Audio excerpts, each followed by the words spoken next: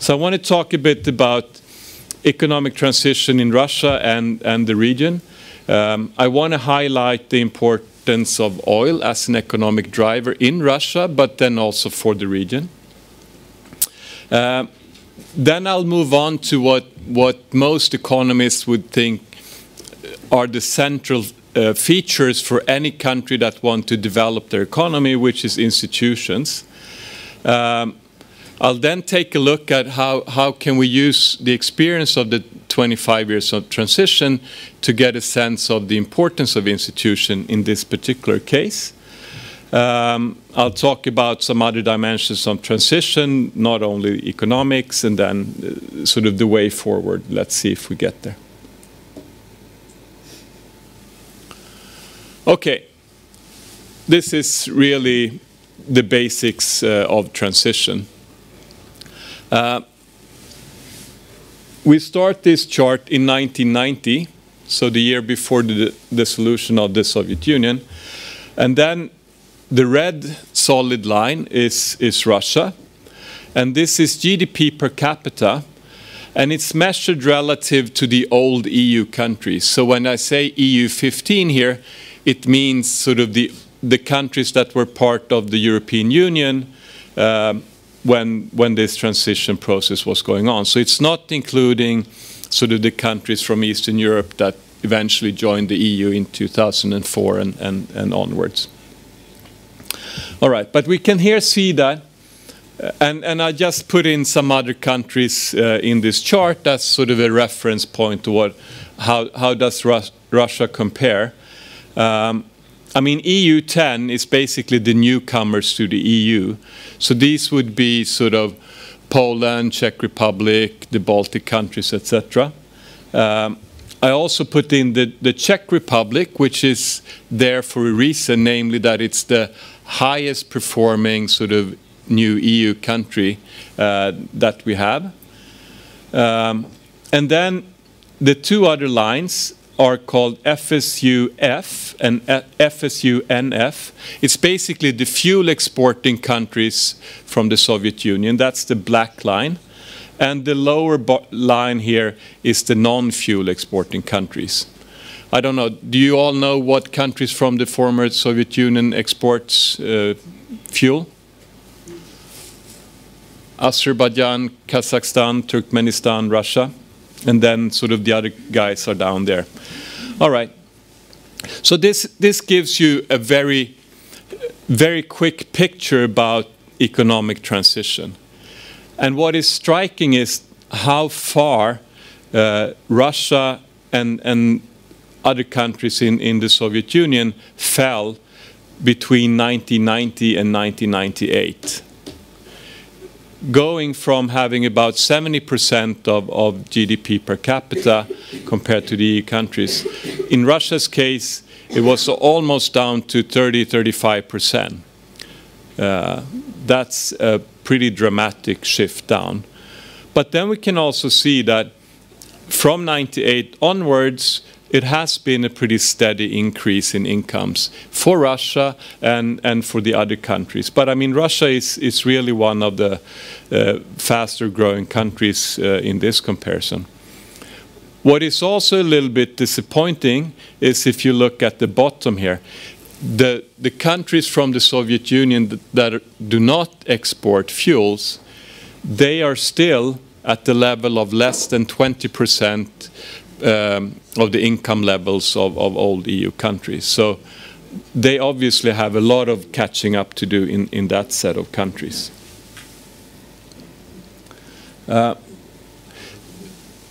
When economists talk about economic development, we often put countries into income groups rather than look at the actual GDP numbers. And the World Bank is doing one set of classifications, putting countries into low-income countries, lower middle income, upper middle income, and high-income countries. So in this chart, you have this ranking where the one at the bottom is the low-income country and 4 at the top is the high-income countries. The first thing to note here is that there was this dramatic decline initially, as we saw in the chart before.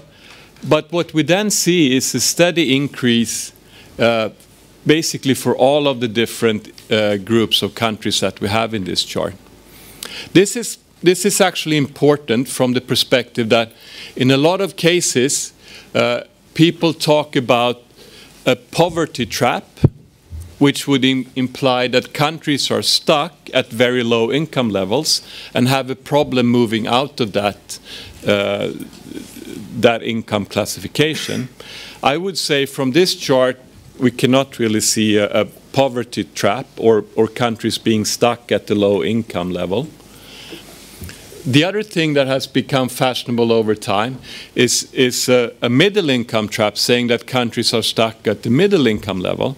And again, I don't really think that that's an issue here. We see sort of steady progress over time.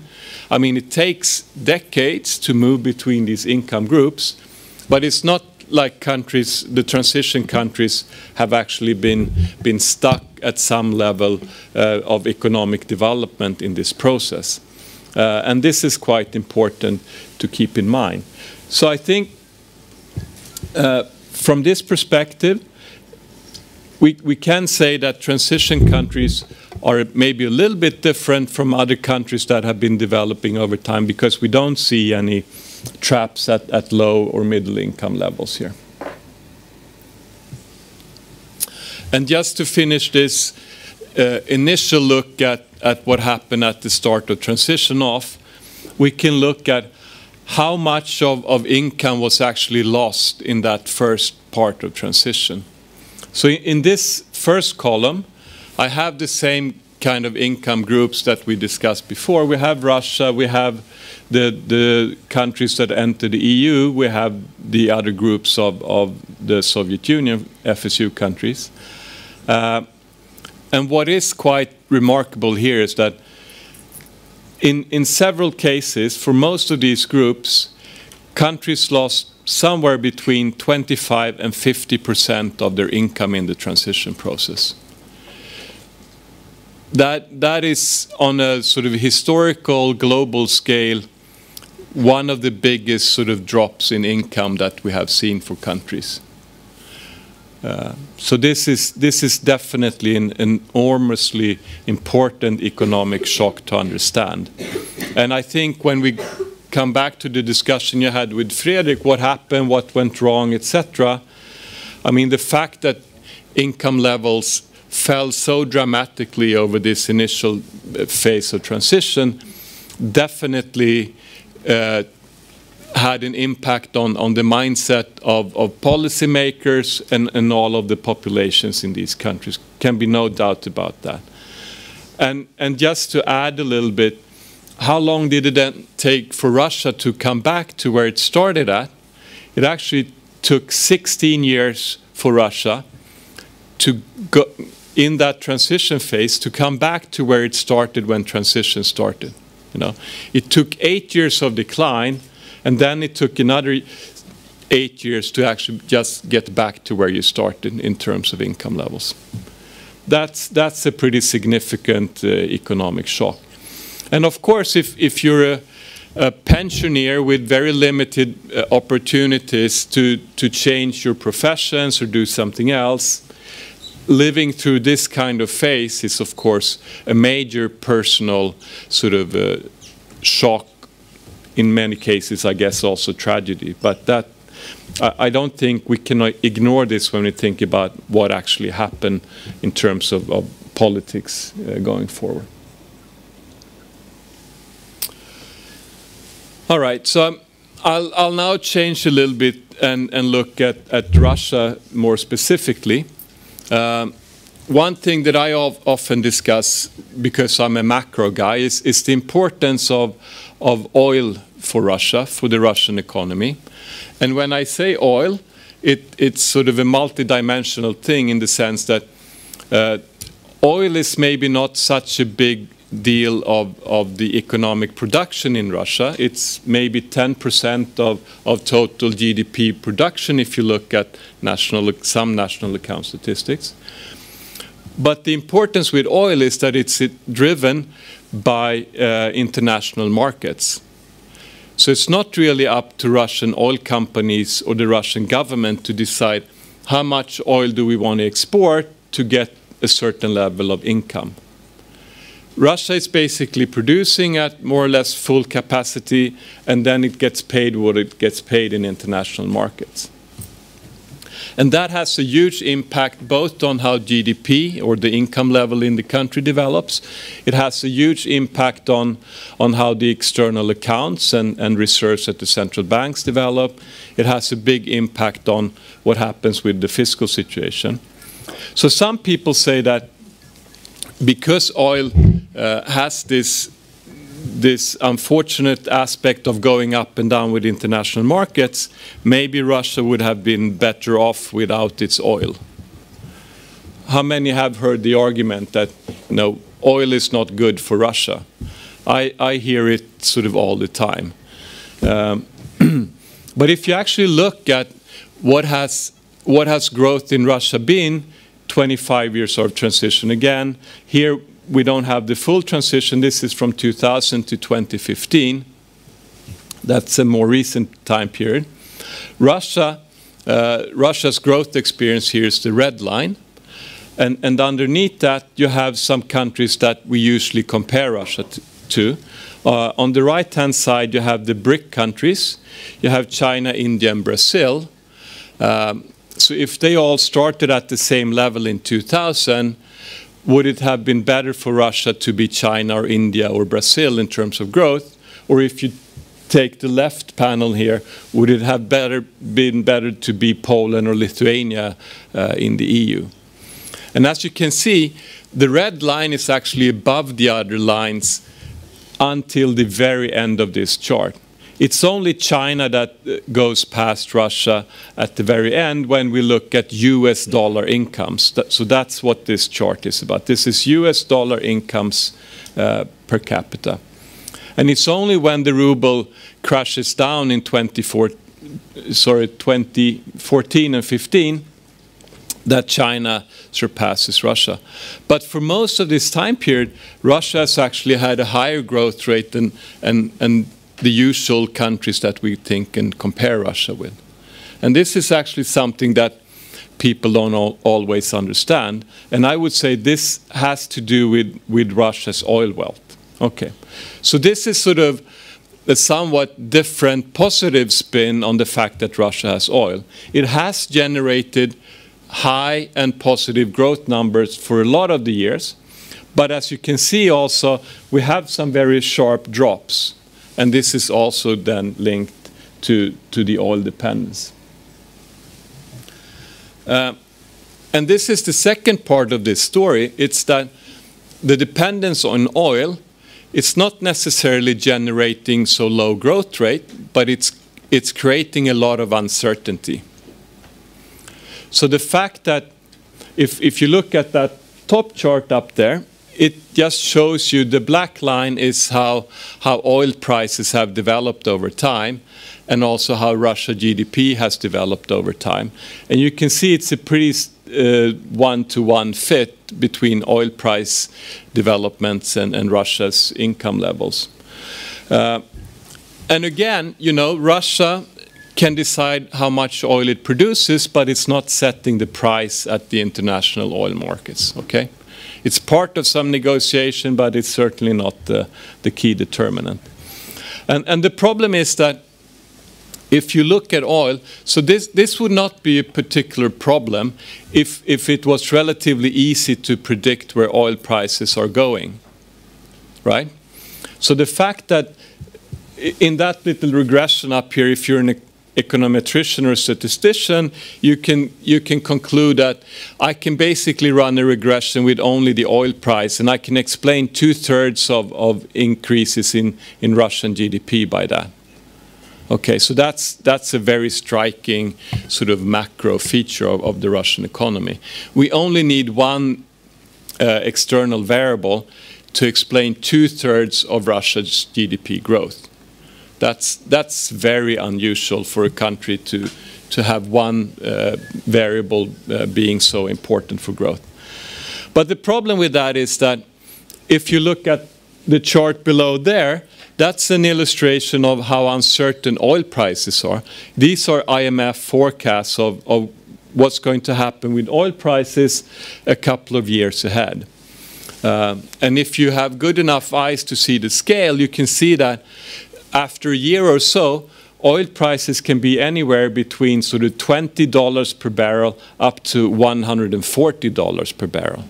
You know, for Russia, that implies a negative growth rate of maybe 10% going to a positive growth rate of perhaps 10%. You know, that's the kind of impact changing the oil price in that interval gets on the Russian economy. Okay. And if you then think about it, if you're the finance minister or minister of economy in Russia and you want to have a plan and forecast your GDP for next year in order to make a reasonable budget, make allocations between schools, hospitals, military, whatever, and this is the uncertainty you have to deal with, that's actually quite difficult and challenging. I have to say that I think sort of Russian economic policymakers have really improved on how they deal with this macroeconomic uncertainty over the years. One key success factor, let's see if we have it here. One key success factor is that Russian policymakers in the 2008-09 crisis realized that it was very costly not to let the ruble adjust when oil prices changes. Okay, so in the 2008-09 crisis, Russia's GDP declined by 8%, and the central bank lost basically $200 billion trying to defend an exchange rate that was not fundamentally sustainable. This is now a chart from what happened in 2014 and going to 2017 here. And what you have in this chart is you have the black line, which is the oil price. This is now an index, just to be clear. So the index starts at 100 at the start of this chart. And then we just compare what happened to oil prices in US dollars, which is the black line. Then you have the ruble dollar exchange rate, which is the green line. And then you have the oil price in rubles, which is the red line. So the first thing to note is how extremely rapidly oil prices declined at the beginning of this chart. And the interesting thing is that this time the Russian government or the central bank was very quick in letting the exchange rate depreciate pretty much exactly at the same rate as the oil price was going down. And the good thing with this is that the decline in the red line, in the oil price in ruble terms, declined much less than the black line. All right. Why is this good? Well, it basically preserves the central bank's reserves because you're not defending an exchange rate that's not sustainable. You're actually also not completely ruining sort of the government's fiscal accounts, because incomes and expenditure in the fiscal accounts are in terms of ruble, not in dollar terms. So this is actually one of the success factors behind why the real decline in GDP was not so severe, why the government's deficit didn't grow out of proportion, and why the central bank didn't lose all of its reserves. So this was actually very good macroeconomic management if you look at it. The problem is, of course, that when you now come to Stockholm, the rubles that you bring are worth half as much as they used to be. So at an individual level, for people that want to consume goods that have been imported or you want to travel, this is of course a problem. On the other hand, it's an advantage to all of the Russian companies that want to sell their goods and services in the international market, because basically they become twice as competitive when the ruble is devalued like this. So so I know that a lot of people have been upset with the fact that the central bank let the ruble depreciate so much. But from a macroeconomic management point of view, I think this was absolutely the correct thing to do in this time period. And I think without that, we would have seen a much, much more difficult economic crisis in Russia over this time period.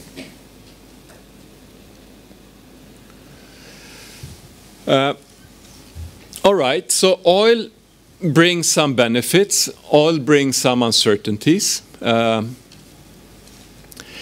Your newly re-elected president knows this, and he tries to deal with this in his own mind and communicating this to the rest of the world. And I'm not so envious of his position here, because this is very tricky if you're a Russian policymaker. But this was from a speech in Istanbul, where he first goes on saying that this era of hydrocarbons is not really coming to an end.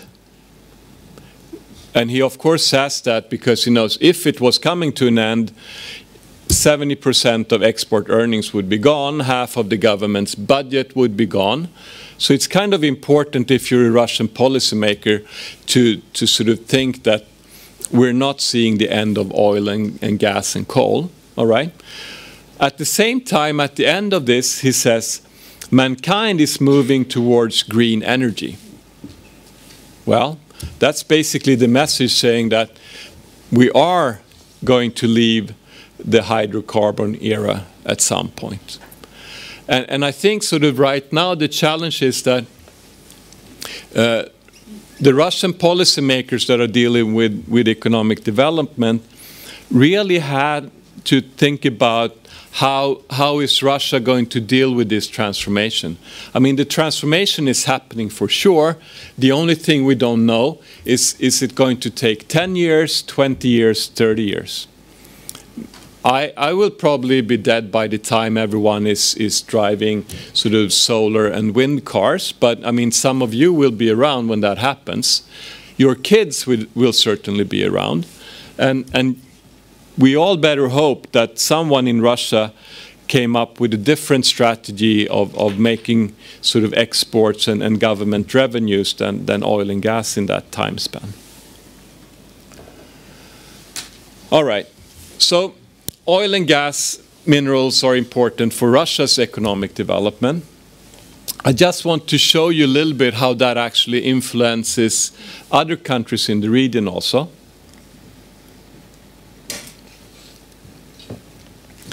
So here we have a number of countries. Anyone from Tajikistan in here? No? Kyrgyz? Belarus? Moldova? Armenia? All right. Ukraine? Uzbekistan, sorry. Yeah, Armenia I saw, yeah. Anyway, so this is, you can actually look at your own country. A lot of you are from Russia, of course, but this is showing the economic ties with the countries and Russia. And the economic ties here are just a crude measure of how much is this country exporting to Russia, or how much of remittances do we have from workers that work in Russia and send their money back home to their country. Okay? So these two sources are basically how much sort of foreign earnings do you get from trading and working in Russia. All right? So for Tajikistan, and the scale here is percent of GDP, Tajikistan that tops the list has people working in Russia, sending money back home to Tajikistan, which is equivalent of 35% of their country's GDP. That's an enormous amount of money. So this is how important Russia is, sort of just directly in terms of how much money do you get from having these ties with Russia. And you can also see some countries are very focused on sending their people to Russia to work and then sending money back home. Other countries like Belarus, in the official statistics we have more of exports going there and less of remittances. Some of these numbers are, of course, hiding the fact that not everyone is registering when they're going over, not all of the flows are registered. But this gives you, I would say, a lower bar on how important Russia is to these countries.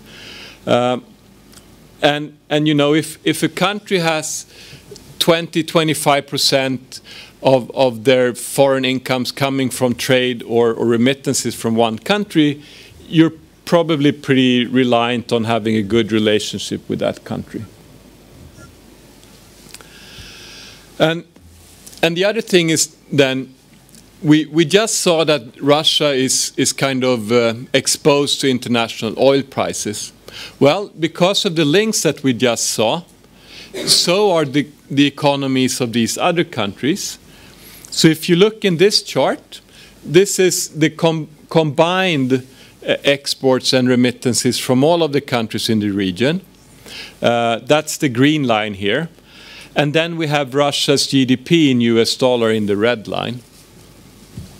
So you can see when the Russian economy is going up, so are exports and remittances going to these other countries in the region. When Russia's economy is going down, same story the other way. You know, it basically just means that even if your country is not depending on oil and gas and minerals, the fact that you have strong trade and other ties with Russia means that your economy is also affected when oil prices go up and down in international markets. All right.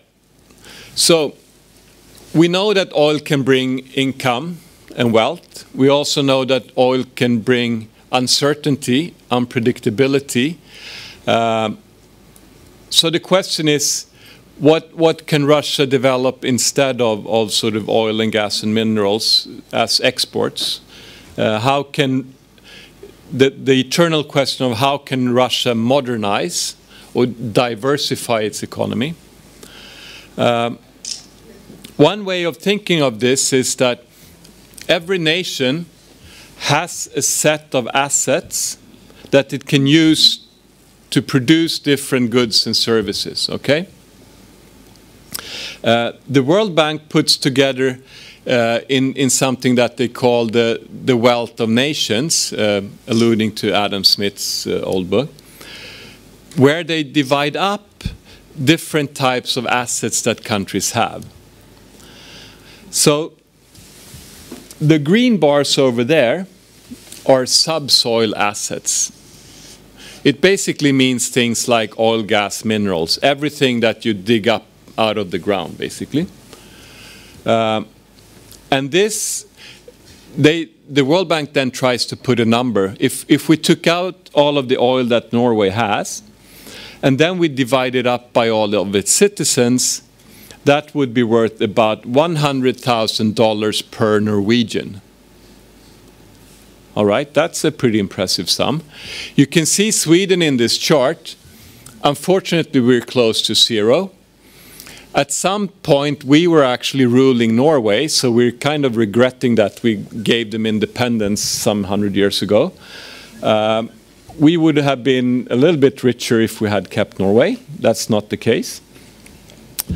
But for Russia, you can also see that in Russia, around $25,000 worth of oil, gas, and mineral is under the ground that can be divided up for all of the Russians in the room. You know, so you can feel that you have about $25,000 worth of oil and gas. That's sort of the average Russian share of the subsoil wealth in Russia. All right, that's sort of the good story. You have much more than we have here in Sweden. All right, let's move to the green part of this chart. That's intangible wealth. Here the picture is a bit different. I'm happy to say that Sweden is now up there with a value of intangible wealth, which is about $500,000 per capita. Similar in level to the UK, the US. Also, Norway has wealth in that range.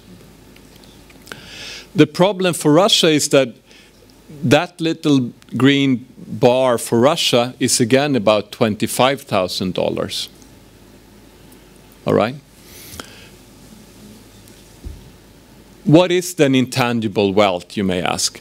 Well, intangible wealth is basically the value we can put on things like patents, innovations, rule of law, human capital, all the fluffy stuff that we can't really put our finger on, but are integral to a modern economy's production process. So that's intangible wealth. But it's basically sort of, think of it as institutions and human capital, and the ability to transform human capital into stuff that you can sell. That's the important dimension here. All right. So basically, if these are sort of capturing institutions, if these differences are capturing institutions, what should Russia be thinking about in terms of developing and diversifying its economy? I just put together a chart with a couple of different sort of institutions that we think are important for economic development. Here we have government efficiency, rule of law, and controlling corruption. And again, this is a data set that some people at the World Bank puts together. Sweden is by no means a perfect country, but I put it in here just as a reference point since we're now in Sweden, and this is about Russia. I also put in Russia, of course. All right. You can see that in all of these dimensions, Russia is lagging quite far behind.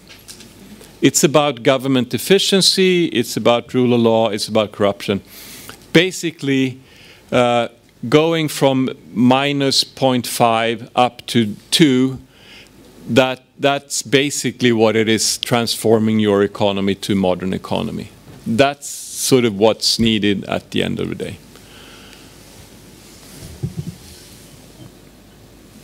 Are these easy reforms to do, you think? Probably not, and I think that's why we haven't seen more action in this area. In the transition process, when should I actually stop babbling and give you a chance to ask? We're going. All right, I'll speed up a little bit. Yeah, okay. Feel free to interrupt whenever if you have something to clarify. Anyway, it's actually hard to see how institutions affected the transition process very directly when we look at 25 years of transition. We can see that in the initial decline, we can see a correlation between the countries that have strong institutions had a much smaller initial drop in GDP. We cannot say that the countries with better institutions then had faster growth coming up from the bottom. So this is a little bit of a mixed bag when we look at the transition experience and the role of institutions here. But I just wanted to highlight a couple of other sort of dimensions of transition. So I have a couple of charts that show you the transition process in some other variables. These charts are going to look the same, a couple of charts now. So I'll explain this first one in a bit more detail. Again, when the blue lines here are the EU 10 countries, the 10 transition countries that became members of the European Union. And the upper blue line is the best performing country in that group. And the bottom line is, of course, the lowest performing in that group, okay? So between the bottom and the top blue lines, you have all the EU 10 countries and how they have developed, okay? In the red lines, we have well, now I call them CIS instead of FSU, but it's basically the former Soviet countries minus the Baltic countries, okay? And the same thing there, which is the best performing country in the CIS group and which is the worst performing, and you draw these lines. And then here I have also added exactly what has happened to Russia in this time period, and you can read it off that right-hand note. So this is basically showing you what happened to GDP per capita over this time period from 1990 to 2015. What is very striking to me is that all of the EU countries have made tremendous progress in this time period in terms of GDP per capita. It's sometimes forgotten when we discuss the problems with these countries, but you know, in terms of GDP per capita, everyone has actually been going up. That's what this tells you. Russia has basically doubled its income over this time period if you look at the GDP per capita in PPP terms. Also a very good performance for the whole time period. But what is also not so positive here is that at the bottom of the CIS scale, we see very little development actually. So in terms of divergence within the group of CIS countries, that has certainly been going on in this time period. You also have some divergence in the EU10, but at the smaller scale. All right. So people's income have increased in the transition process. That's the message here, but at different rates. So we care about other things. Other things make people happy, like how long do we live? That's usually something people care about. Again, the same sort of top and bottom ranking here. And we can see now that Russia has gone from about 68 years to about 70 years. And we can again see progress in basically all of the countries that are part of this comparison. So pretty good news. People live longer, and this is part of the transition process as well. Now we're getting into some more difficult areas. This is civil liberties as measured by Freedom House. It's ranked between 1 and 8, where 1 is best, 8 is worst. And here we can see the very stark difference between the blue lines, the EU10 countries, and the CIS countries. So basically, both the top and bottom of the CIS group has been declining in terms of civil liberties. Russia has gone from a ranking of the number 3 down to ranking 6. So not such a happy story in terms of civil liberties. Political rights look pretty much identical. The EU countries are converging pretty high up at the top. The CIS group of countries, in most cases, are going in the wrong direction. Russia has definitely declined on this scale as well. So I think what is important to remember is that transition is not just about economics and income. We can see that, you know, the average person in these countries have had increase in incomes. We know the problem of income distribution that Jesper is going to talk about later on here, but that's a different thing. We have seen that the countries that joined the EU have had greater progress along more dimensions than some of the countries coming out of the Soviet Union. I think really this is sort of the challenge for Russia and for a lot of the countries coming out of the Soviet Union. How do we get sort of transition to give better outcomes along more dimension than just income? But I think it's important to remember the last point here. For the average person in one of these transition countries, it was not better before. Along most of the dimensions that people care about, on average, people actually have seen an improvement. It's not correct with civil liberties, political rights in countries as we saw, but in a lot of other dimensions we have seen this.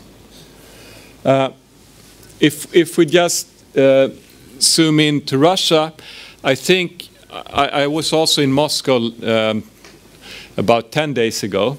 I talked to some of your very well-known political and economic thinkers. They all agree that serious institutional reforms are needed for Russia to modernize its economy. But the same level of agreement they also had about the fact of how difficult this will be to achieve. Because some of these institutions are very closely linked to the whole political system. The question is, will the political leadership be willing to risk the political stability to reform the institutions that are really needed to generate sort of a more modern and dynamic Russian economy? I think that's the big challenge here. One more piece of sort of marketing. If you're interested in economic issues, we publish in the network that I showed you before, we write policy briefs on different topics that are relevant for most of the countries in this region.